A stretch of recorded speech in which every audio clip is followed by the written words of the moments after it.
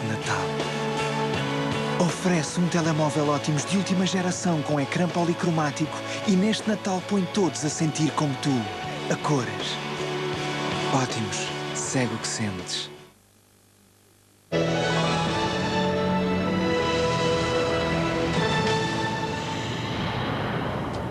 Boa noite. Vale a pena lutar até ao fim por imagens como esta. O som frágil daquilo que parecia ser uma voz alertou as equipas de socorro. As mãos foram o principal instrumento de trabalho destes homens. Das ruínas de uma casa no centro da cidade destruída, saiu ileso um rapaz com cerca de 12 anos. É o rosto anónimo de uma esperança que dá mais ânimo aos trabalhos de salvamento depois do sismo no Irão. 20 mil mortos e mais de 50 mil feridos é o balanço dramático, mas ainda provisório, do terremoto que destruiu quase por completo a cidade de Bam, património da humanidade. O Irão está mergulhado numa tragédia nacional.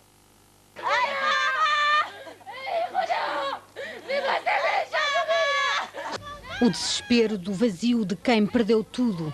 A dor de uma mulher que perdeu 9 filhos, marido e pais. Um drama que se multiplica aos milhares nas ruas de escombros daquilo que foi a cidade de Bam. Cerca de 80% de taxa de destruição. Um sismo com magnitude de 6,3 na escala de Richter que nada poupou.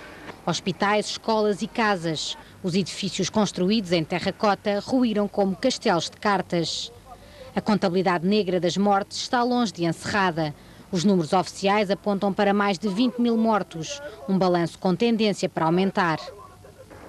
As ruínas da cidade milenar, antiga escala na Rota da Seda, escondem ainda milhares de cadáveres. As mãos são o principal instrumento de trabalho para aqueles que tentam remover os escombros. Para os sobreviventes restam lágrimas e a penosa tarefa de enterrar os familiares. Mães que transportam os filhos para uma vala comum numa procissão de dor. Cenas que se repetem no cemitério mais próximo da cidade. O estádio municipal transformou-se numa morgue gigante e os bulldozers que escavam sepulturas comuns não têm descanso. Uma luta contra o tempo para evitar epidemias. O terremoto apanhou a população durante o sono da madrugada. A maioria dos sobreviventes preparava-se para as orações matinais.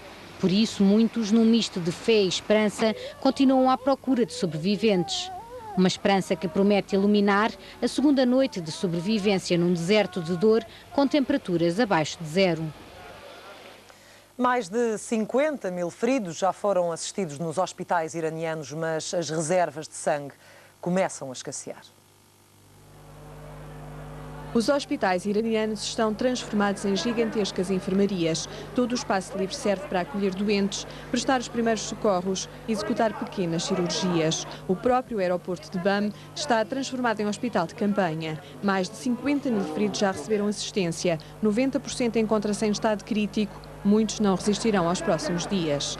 A cidade de Kerman, a 190 km do local mais afetado pelo sismo, está a receber a maioria dos feridos. 3 mil já foram transferidos de helicóptero para Teherão por se encontrarem em estado demasiado grave. Na capital, centenas de pessoas mobilizaram-se para doar sangue, que começa a escassear nos hospitais mais próximos da zona de catástrofe. Muitos iranianos estão também a oferecer-se como voluntários, deslocando-se de todo o país para auxiliar nas operações de socorro e apoio às vítimas de Bam.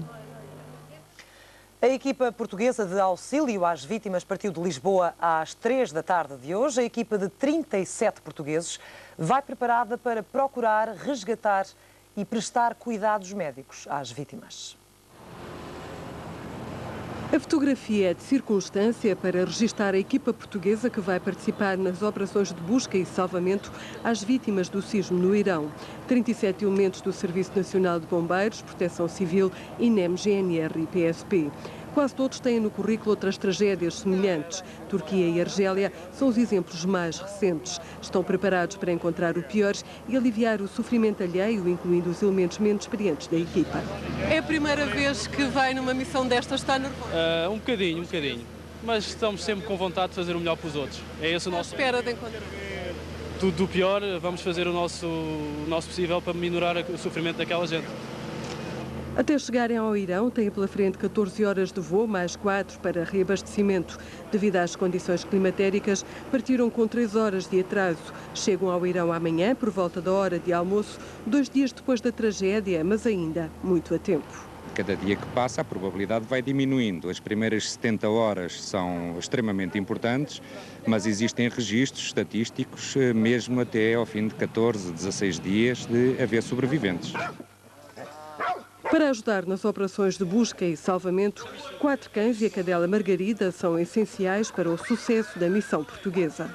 Os cães são uma ajuda preciosa, já se revelaram eficazes, inclusivamente em situações idênticas, como é o caso da Turquia, já descobrimos pessoas soterradas ao fim de alguns dias.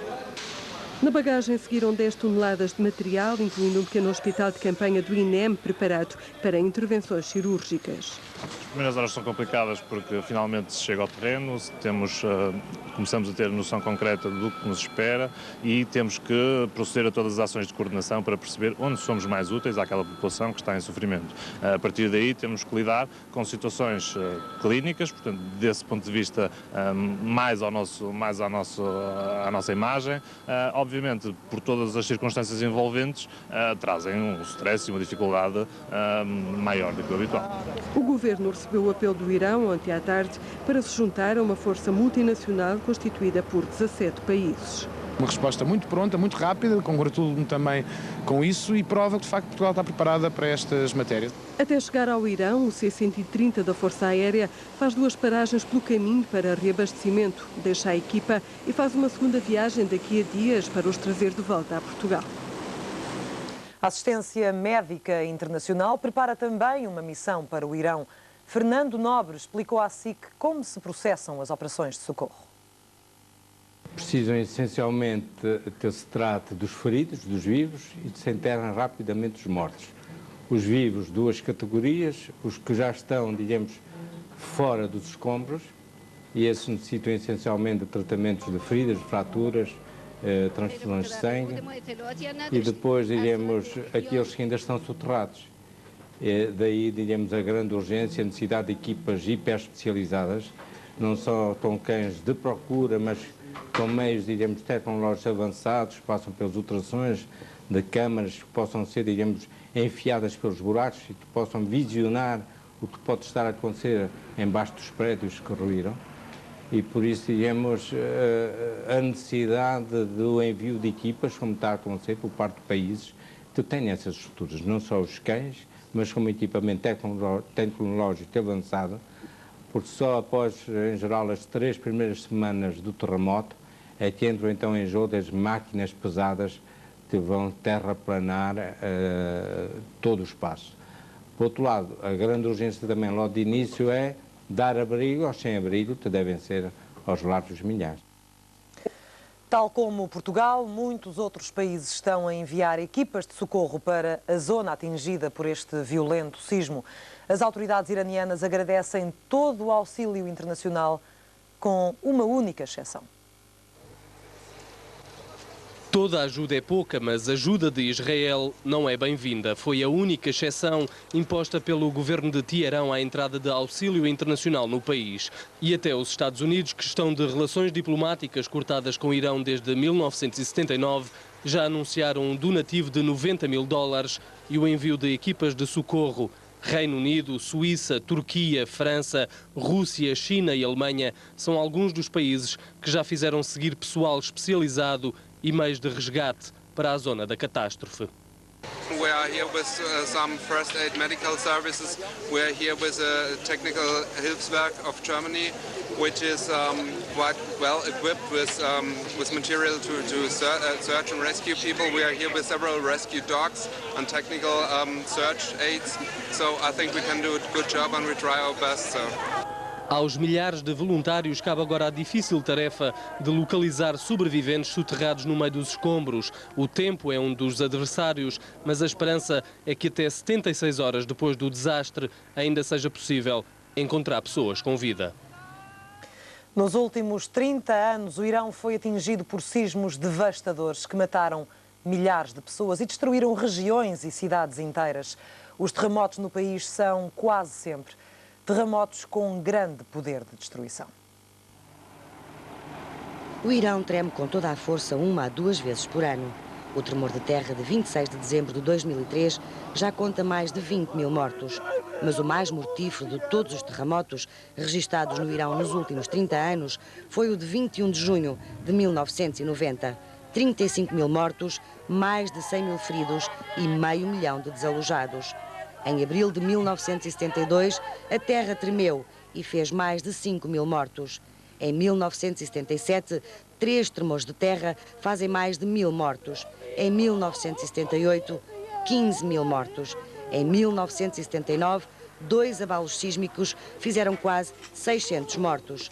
A terra voltou a tremer em 1981 e provocou mais de 1000 mortos. Em 1990, o Irão sofre um dos mais fortes sismos, 35 mil mortos. Em 1997, mais de 2.500 pessoas morreram. Em junho de 2002, um sismo fez 200 de vítimas mortais.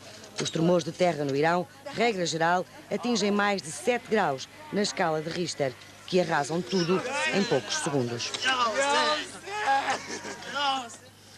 O presidente da Comissão Europeia escapou hoje ileso à explosão de uma encomenda armadilhada. Segundo informações avançadas pelo seu porta-voz, Romano Prodi abria cuidadosamente uma encomenda que tinha chegado por correio à sua casa de Bolonha, quando o embrulho explodiu. O presidente da Comissão Europeia escapou ileso sem qualquer tipo de ferimentos. Na passada segunda-feira, 2 pequenas bombas de fabrico artesanal explodiram em caixotes de lixo, perto da residência de Romano Prodi.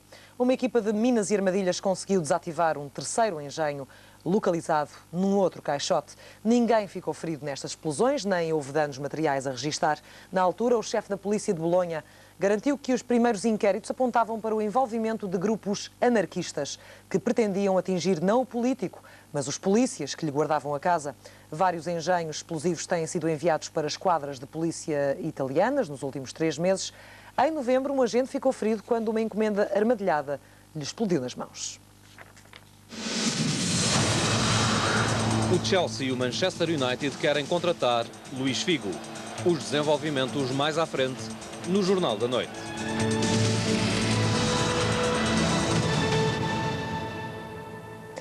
Os números da sinistralidade nas estradas portuguesas são menos trágicos do que o habitual nesta época do ano. Ontem e hoje não houve registro de qualquer morte em acidentes de viação. A Operação Natal começou às 0 horas de quarta-feira, contabilizou até agora 8 mortos e 35 feridos graves. Das 0 horas do dia 24 até às 24 horas de ontem, a Brigada de Trânsito da GNR registrou um total de 765 acidentes. 8 pessoas perderam a vida, 35 foram parar ao hospital com ferimentos graves e outras 195 vítimas da estrada sofreram ferimentos ligeiros. A frieza destes números negros de 2003 deve ser vista até com alguma esperança no futuro, já que se registaram nos primeiros 3 dias de Operação Natal menos 345 acidentes, menos 4 mortos, menos 14 feridos graves e menos 135 feridos ligeiros do que em 2002. Há ainda mais um dado positivo a salientar. Ontem e hoje, segundo o balanço provisório da GNR feito às 6 da tarde, não houve registro de mortes nas estradas portuguesas. O que é de facto uma excelente notícia. A Brigada de Trânsito da GNR detectou o ponto mais negro das estradas portuguesas. É um entroncamento na Nacional número 1 entre a Leiria e Batalha. Desde o início do ano ocorreram no local 11 acidentes graves. Um lance de estrada com o máximo de 200 metros, onde se tenham registado pelo menos 5 acidentes com vítimas. É esta a definição de um ponto negro.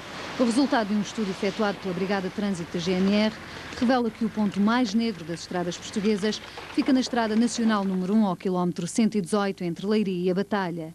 Esta zona negra fica perto de uma curva, de um declive e de um entroncamento para a povoação de Casal da Cortiça. No local passam diariamente 70 mil veículos, um quarto são pesados. 2 mortos, 4 feridos graves e 14 feridos ligeiros é o balanço desde o início do ano até à passada segunda-feira. Mas existem mais 9 pontos negros. Um foi identificado na mesma estrada, perto da Mielhada. Os restantes situam-se entre Braga e Maia, na estrada da Beira, na via Porto-Espinho. Mais a sul, o maior número de acidentes ocorre no troço Benavente-Salvaterra, no IC19 junto ao Cacém, na Estrada Nacional 10 entre Coina e o Barreiro e na 395 que liga Albufeira a Paderne. Não está ainda encerrada a polémica sobre a colocação de uma professora de Química numa escola de Viseu. Segundo a edição de hoje do Jornal Público, o diretor regional adjunto de Educação do Centro e o presidente da escola terão falseado a proposta de destacamento de Susana Boloto. Este caso de alegado favorecimento foi levantado pelo Sindicato de Professores da região Centro. Numa primeira reação, o secretário de Estado da Administração Educativa garantiu que o destacamento da professora tinha sido feito de acordo com a lei, mas dias mais tarde admitiu ter dúvidas sobre o processo. A Inspeção-Geral de Educação prossegue as investigações.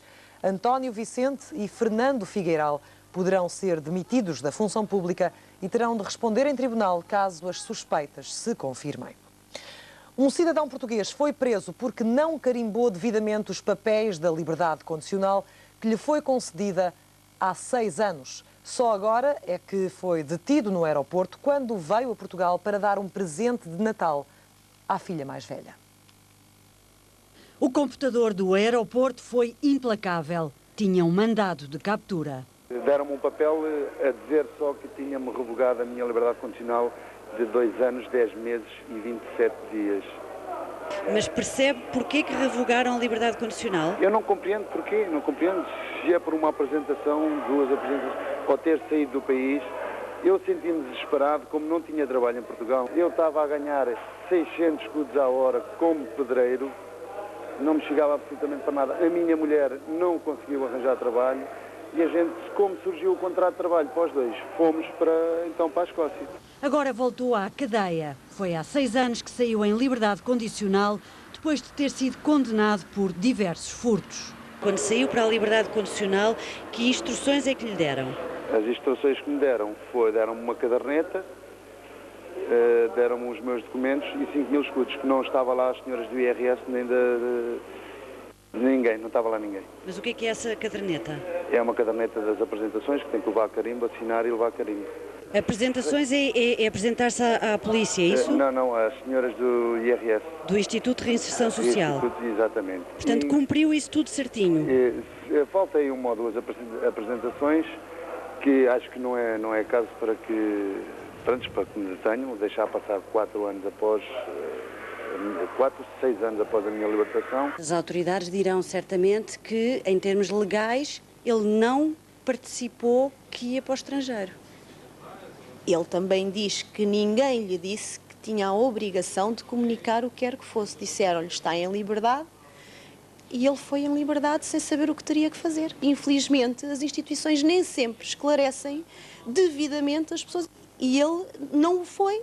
E não o tendo sido, portanto, terá praticado negligentemente um facto que está agora a ser penalizado por isso. Apresentaram um recurso, só que já lá vão 2 meses sem resposta. Só falta dizer que foi na prisão que Henrique Monteiro acabou por receber a notícia da Escócia de que foi pai de uma menina há precisamente 15 dias. Há um dado importante no processo Casa Pia. Carlos Silvino está a colaborar com os investigadores desde agosto deste ano. Para já, e depois dos interrogatórios desta semana no DIAP, o procurador João Guerra ainda não sabe como vai contabilizar os crimes que irão constar da acusação. Em 2 dias, o procurador João Guerra e a sua equipa fizeram o trabalho de casa e despacharam os interrogatórios aos arguidos mais mediáticos do processo de pedofilia da Casa Pia. Curiosamente, não foi o procurador João Guerra quem interpelou o arguido mais mediático, Carlos Cruz, que foi interrogado pela procuradora Paula Soares. João Guerra esteve com Jorge Rito e Manuela Brandes na terça-feira. No segundo dia, interrogou Hugo Marçal e Paulo Pedroso. Isto foi uma mera formalidade, porque não há nada de novo. Nada de novo em absoluto, Sr. Em absoluto, a oeste como a leste, nada de novo. Aparentemente, os interrogatórios foram um mero formalismo processual a cumprir antes de ser formulada a acusação, mas há pelo menos 2 factos novos. O número de crimes por que foram indiciados os arguidos no início da investigação e que foram avançados pelo juiz Rui Teixeira quando decretou as medidas de coação já não é o mesmo. Não porque a investigação destes meses tenha apurado mais ou menos factos, mas porque o procurador João Guerra, que chegou ao momento de redigir a acusação, ainda não decidiu como é que vai contar os crimes. Um ato de abuso sexual pode envolver várias formas. A contabilidade pode ser feita, por exemplo, somando as várias formas de abuso que a vítima sofreu num único momento.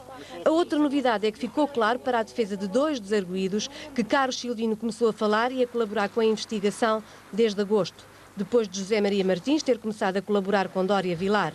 Coincidência ou não, Dória Vilar foi pouco tempo depois afastado do processo e há agora rumores de que o mesmo vai acontecer a José Maria Martins. O advogado apenas comenta que são boatos, que sabe quem os põe a circular e que o seu afastamento do processo é o sonho de muita gente. Uma ruptura numa conduta de água está a condicionar o abastecimento aos concelhos de Portimão, Lagos e Vila do Bispo, no Algarve. A água corre nas torneiras, mas com menos pressão. Para resolver o problema, foi preciso abrir um rasgo numa estrada nova de acesso à Via do Infante. Estas imagens foram recolhidas no dia em que o Ministro das Obras Públicas inaugurou um novo troço de ligação entre a Via do Infante e a cidade de Portimão. Pouco mais de 15 dias depois, o cenário é bem diferente. Uma ruptura na conduta de água que abastece o Barlavento Algarvio e que passa por baixo desta rotunda obrigou ao rebentamento da estrada. Depois de muitas horas a tentar solucionar o problema, os funcionários das Águas do Algarve, empresa responsável pelo abastecimento, tiveram mesmo que recorrer às escavadoras para encontrar o local da ruptura e dar início ao arranjo. Mas esta era já uma situação prevista pelos autarcas da zona que, na altura da construção da conduta, dizem ter avisado da necessidade de construir uma galeria subterrânea que permitisse aceder à conduta no caso de um acidente como este. O presidente da Câmara Municipal de Portimão diz mesmo que a culpa foi da pressa. Não gostaria de comentar muito, apenas dizer que a pressa às vezes é má conselheira. E a pressa em inaugurar esta via, entre aspas, deu nisso, que o projeto devia ter previsto a conduta, o túnel, portanto. O troço não vai ficar totalmente cortado, ficando a funcionar apenas 2 das 4 vias. Mas as consequências desta ruptura não se ficam só pelo rebentamento de uma estrada nova. Os concelhos de Portimão, Lagos e Vila do Bispo estão nesta altura com o abastecimento de água condicionado e em algumas zonas mais altas chegou mesmo a faltar. Da parte da empresa Águas do Algarve, não foi possível obter qualquer explicação para o que aconteceu, apenas uma declaração muito curta. Os nossos técnicos têm estado a trabalhar 24 horas sobre 24 horas. Infelizmente, ontem tivemos alguns imprevistos, os quais já estão completamente ultrapassados. As obras estão a correr muito bem neste momento e prevê-se que o reabastecimento de água retome ainda durante a tarde de hoje. Está bem? É só isto que nós temos para dizer. As autarquias afetadas foram obrigadas a recorrer a sistemas alternativos de abastecimento e garantem que ninguém vai ficar sem água durante muito tempo. De qualquer forma, pedem a colaboração dos municípios. Pedindo aos cidadãos que, obviamente, evitem exageros, evitem, nomeadamente, isso então é que será um disparate e uma deseconomia, armazenamentos desnecessários, porque isso é mesmo gastar dinheiro, jogar água fora. A falta de água chegou a trazer uma preocupação acrescida aos autarcas, já que faltam poucos dias para a passagem de ano. Muita gente que ia encher os hotéis e vai encher os hotéis, portanto todos com uma boa ocupação, na passagem de ano, iria sofrer se este problema não fosse resolvido. Felizmente nós temos, pelo menos o sistema alternativo está garantido e, portanto, não vai haver problemas. Podem vir a Portimão descansados. A passagem de ano parece então não ficar comprometida, mas para já ainda não há uma data prevista para a resolução total do problema da estrada e da conduta. A partir da próxima segunda-feira e durante 9 dias vai ser mais difícil tratar do bilhete de identidade.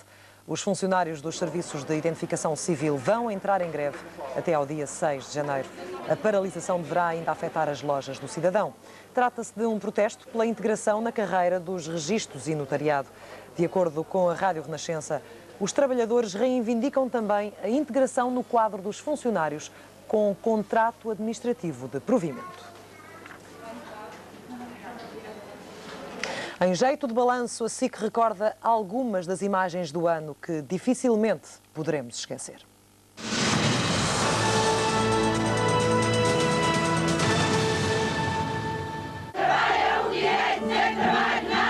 São muitas as notícias, são muitas as vozes que dizem, com esta idade, o que é que eu vou fazer? Sim, é triste, mas temos que se convencer A palavra concertação parece já não caber neste conflito. Recuar parece também já ser palavra proibida. Estamos face a situações dramáticas que atingem pessoas que querem trabalhar e que dedicaram grande parte das suas vidas profissionais a estas empresas. Não tenho a mínima hipótese, acho eu. Se os jovens não têm, quanto mais eu, que tenho 51. A CJ Clarks de Arouca fechou as portas em abril de 2001, lançando no desemprego 463 pessoas. Quantos anos é que esteve aqui? 10. Foram dias bons que passámos aqui. Agora não sei o que é que vou fazer da minha vida. Aqui dentro não era só o trabalho, eram as amigas, era o amor que nós tínhamos umas para as outras. Vocês veem isto? Se há isto em algum lado, não há. É pena, mas acabou. Calma.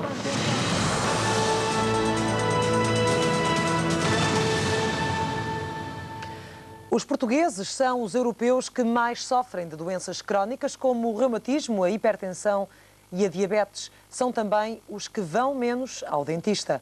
Os dados são do último Eurobarómetro. Os números da sondagem europeia, intitulada Saúde, Alimentação e Álcool e Segurança, não são demasiado animadores. Os portugueses são os que mais sofrem de doenças crónicas como o reumatismo e a artrite. 38,2% da população, uma percentagem muito superior à da média europeia, que é de apenas 22%. A situação não é muito diferente quando se compara à taxa de hipertensão. 22% dos portugueses sofrem desta doença, enquanto que a média da União Europeia é de 16,5%. No caso da diabetes, a comparativa também não foge à regra. 10% dos portugueses contra 6% da média europeia. Portugal é, depois da Dinamarca, o país que possui a maior percentagem de habitantes sujeitos a tratamentos de longa duração. Quase 1 em cada 3 portugueses se encontra nesta situação. A média europeia é, uma vez mais, bastante melhor. Apenas 1 em cada 4 europeus recebe tratamento médico de forma contínua. O relatório estabelece uma relação direta entre o nível de rendimentos e a incidência das doenças crónicas. Ou seja, à medida que descem os rendimentos, aumenta a probabilidade de se ser reumático, hipertenso ou diabético. Quanto a visitas ao dentista, os países do sul da Europa são de longe os menos habituados. Pouco mais de metade dos italianos consulta este especialista. O número desce para 48,6% entre os gregos, desce um pouco mais até 41,7% no caso dos espanhóis e toca fundo no caso dos portugueses. Apenas 35,5% da população vai ao dentista pelo menos uma vez por ano. As boas notícias estão todas relacionadas com a alimentação. Portugal tem a terceira menor taxa de peso médio da população. Contudo, os portugueses estão a engordar a um ritmo superior ao da média europeia. Desde 1996, cada português pesa em média mais 1,78 kg. O suicídio de um menino de 12 anos nos Açores pode estar ligado a uma terrível história de abusos sexuais. A investigação SIC Expresso, para ver mais à frente no Jornal da Noite.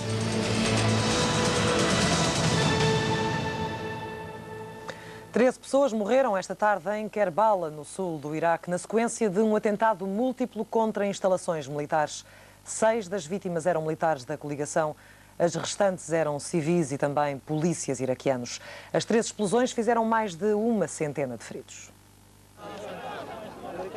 O ataque aconteceu ao início da tarde em 3 pontos da cidade de Karbala. Os alvos foram uma base logística e um campo militar, ambos sob controle das tropas búlgaras. Um terceiro ataque atingiu ainda as instalações da Câmara Municipal. Todos em simultâneo, de uma vez, os rebeldes fizeram explodir carros armadilhados, morteiros e armas automáticas. O governador da cidade disse ainda à agência France Presse que um caminhão-cisterna tentou entrar armadilhado numa zona militar controlada por tropas búlgaras. As autoridades polacas, que chefiam as forças da coligação no centro-sul do Iraque, garantiram que 3 dos bombistas foram atingidos antes de entrarem nas bases. Caso contrário, os números de mortos teriam sido ainda maiores. Feridos registados, quase 130, dos quais 27 soldados de várias nacionalidades. No campo das baixas, pelo menos 4 militares búlgaros, 2 tailandeses e 7 civis iraquianos, entre eles o chefe da polícia de Kerbala. Um ataque considerado pelos polacos como forte, em grande escala e muito bem organizado, mas que os militares americanos desvalorizam. Agora, depois da tempestade, alguma calma, com os mais de 9.000 soldados na Cidade Santa em estado de alerta. Um jovem palestiniano morreu hoje durante uma ofensiva em larga escala lançada por tropas israelitas. Os confrontos em Nablus, na margem ocidental, causaram 17 feridos. As imagens são as de sempre e as razões também. Um ataque suicida matou 4 pessoas na quinta-feira perto de Tel Aviv. 2 dias depois, Israel intensificou a retaliação. Nablus, na margem ocidental, foi a cidade escolhida por ser, segundo as autoridades israelitas, um foco de atividade terrorista. We have no intention whatsoever to see Nablus becoming a springboard for anti-Israeli terrorism. Os confrontos entre jovens palestinianos e as tropas causaram a morte de um adolescente e ferimentos em mais de 17 pessoas. Na cidade de Calquília, as tropas israelitas lançaram granadas de fumo contra jovens manifestantes que protestavam contra o muro de betão que está a ser construído na margem ocidental. Pelo menos 13 manifestantes receberam tratamento por causa de intoxicações causadas pelo fumo. O governo norte-americano diz que o animal infectado com a doença das vacas loucas foi importado do Canadá. O Departamento de Agricultura dos Estados Unidos acredita que o animal infectado com BSE foi um dos 74 comprados ao país vizinho em 2001. A carne infectada poderá ter sido vendida em 4 estados norte-americanos: Washington, Oregon, Califórnia e Nevada. Há novas suspeitas de pneumonia atípica na China. Um homem deu entrada no hospital com sintomas da síndrome respiratória aguda. O homem deu entrada no hospital dia 16 de dezembro em Guangdong, no sul da China, na mesma província onde se registaram os primeiros casos de pneumonia atípica. Dia 20 foi transferido para outro hospital na província de Cantão, há 3 dias que se encontra isolado. Os médicos acreditam tratar-se de um caso novo de pneumonia atípica. O governo chinês confirma a suspeita. O doente é um homem de 32 anos que trabalha em regime de freelancer para um canal de televisão em Guangdong. Responsáveis pelo Departamento de Saúde acreditam na possibilidade de o vírus ter chegado ao homem através de animais que comeu ou simplesmente esteve em contacto e garantem que o doente não viajou para fora do país nos últimos meses. Em Hong Kong foi reforçada a vigilância dos passageiros que vêm de Guangdong. Aproximam-se as festas do Ano Novo Chinês e as autoridades receiam um novo surto da doença.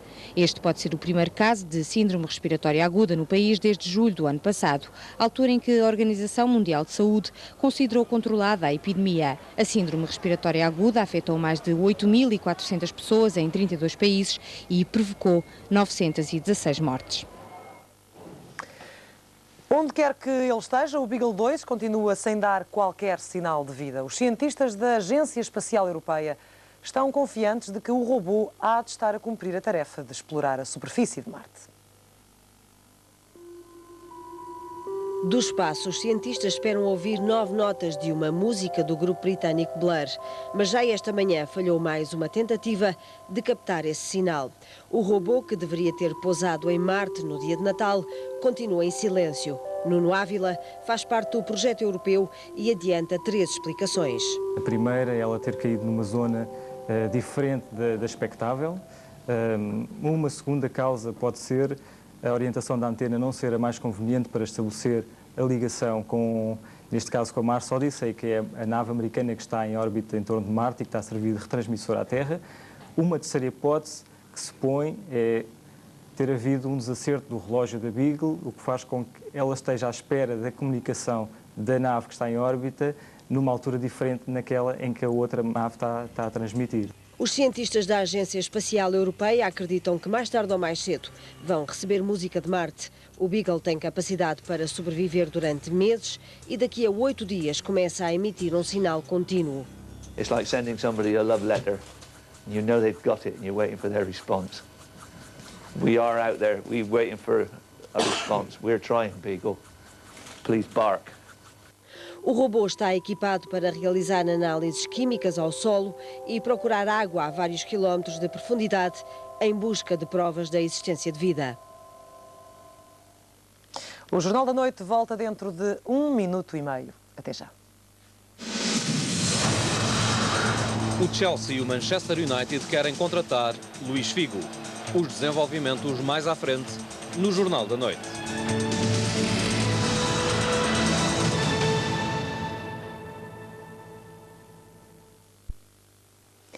Fissas, o novo reforço do Benfica, já está em Lisboa. O jogador grego chegou esta tarde e recusou-se a prestar qualquer declaração à comunicação social. Fissas é jogador do Panathinaikos até ao dia 31 de dezembro. Por isso, não pode ser apresentado oficialmente como jogador do Benfica antes do início de 2004.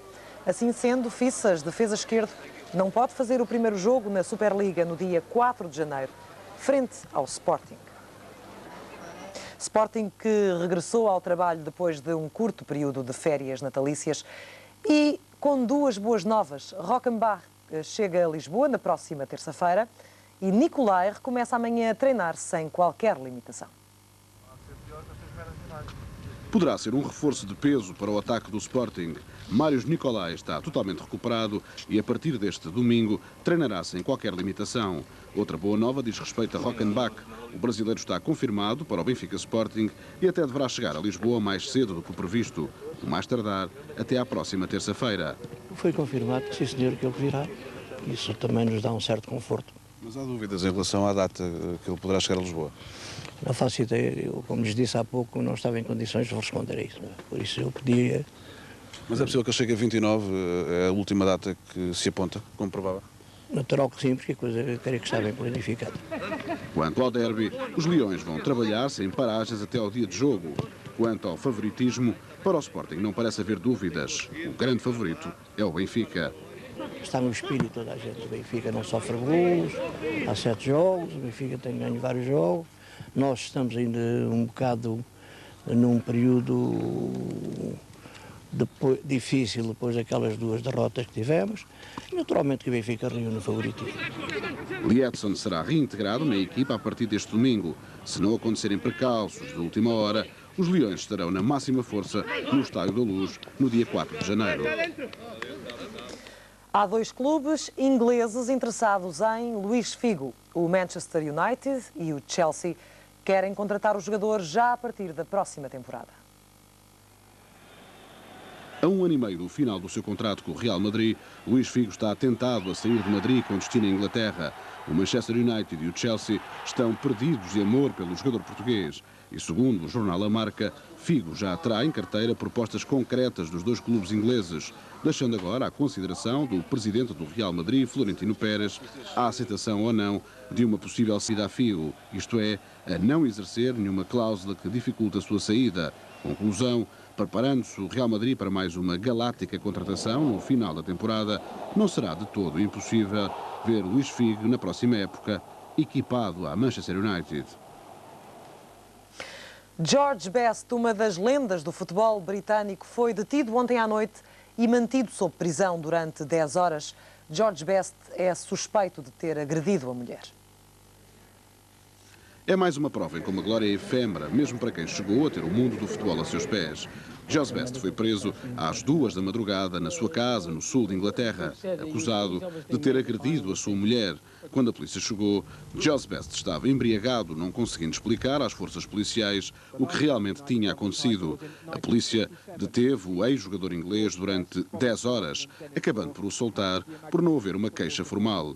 Segundo a agredida, George Best estava há 1 mês sem beber devido a uma proibição médica, mas, segundo a mulher, a excitação e a felicidade devido à quadra natalícia levou George Best a esquecer-se das recomendações e a beber até bater na mulher que teve necessidade de assistência hospitalar devido a uma ferida profunda no lábio.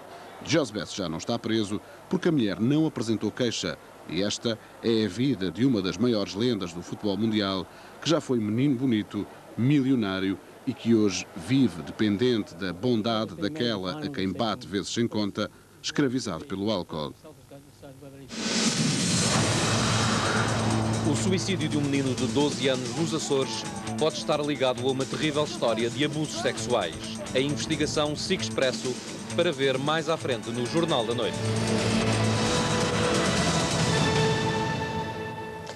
Ontem, o Jornal da Noite mostrou-lhe que muitos dos sinais de trânsito em Lisboa estão em situação ilegal, ou seja, quem os desrespeitar não é obrigado a pagar as multas nem sequer em tribunal.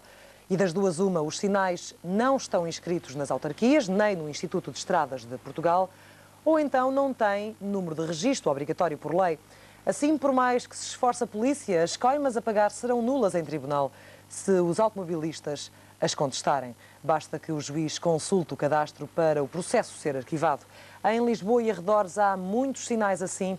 Na Câmara de Lisboa, o pelouro da sinalização vai averiguar esta notícia avançada ontem pela SIC. No Porto, uma equipa de reportagem da SIC constatou que a situação é idêntica. São poucos os sinais homologados e mesmo os que têm as iniciais da Câmara não têm número de registro. 1, 2 e muitos outros. O sinal é claro e bem conhecido, mas quase ninguém resiste a cometer esta ilegalidade. Ou melhor, esta suposta ilegalidade é que o sinal que proíbe a viragem à esquerda não está homologado. E sendo assim... Está a ver aquela árvore, estava a tapar o sinal. E às vezes que eu cometi isso antes, por acaso não sabia que ele estava. Agora por acaso foi por distração, por estar habituada e acabei... Mas este sinal não está homologado, sabe disso? Ai não. Não. Ai não, então pronto, então quero dizer que não cometi uma infração. O senhor sabe que cometeu ali uma infração? Cometi? Penso que não sei. E virou num sinal, num local onde está um sinal com sentido de proibido para virar? Provavelmente. Não reparei nisso. O senhor sabe que os sinais para serem válidos têm que estar homologados? Isso sei, não tenho dúvidas quanto a isso. E costuma reparar isso? Sem dúvida nenhuma. Quando é autuado, costuma reparar se o sinal onde cometeu a infração está ou não? Não, aliás, eu nunca fui autuado, portanto, penso que nunca reparei nesse pormenor. É um pormenor, mas não é assim tão pequeno. Nas ruas do Porto são poucos, muito poucos, os sinais homologados. E mesmo os pouquíssimos que têm as iniciais da Câmara Municipal do Porto não têm número de registro. Uma situação que pode gerar episódios, no mínimo estranhos. Estão a ocupar o meu lugar e ainda me querem gravar, aí por cima. Obrigado. Eu estacionei aqui o carro, não posso? Pode. Posso? Só que não deve. Porquê? Hã? Não sei, de estar reservado aos táxis, era bom respeitar os táxis. E quem é que me garante isso? Aquele sinal que ali está? Se não respeitamos os sinais, não respeitamos ninguém. Mas o senhor sabe que para os sinais serem válidos têm que estar homologados, tem que ter atrás uma marca da Câmara Municipal? Isso é respeitar a Câmara, não é nós? Mas sabe disso? Com certeza. E aquele sinal que tem aqui neste parque, está homologado? Ainda não fui ver. E se eu lhe disser que não está? Isso é com a Câmara, não é connosco. Então posso estacionar? Eu faço o que quiser. Eu não vou atuá-la. Porque é que este é o seu lugar? Este é o lugar dos táxis porquê? Ali a placa. Ali a placa que indica que aqui é uma professora de táxi. Mas o senhor sabe que para que as placas sejam válidas têm que estar homologadas? Eu sei. Mas esta placa que tem aqui, sabe se está homologada? Mas não sei, que eu não fui ver, mas ela tem que ter o carimbo atrás. Este é apenas um exemplo. Curioso será reparar que dos poucos sinais com o nome da Câmara Municipal do Porto estão quase todos localizados em locais de estacionamento, a pagar.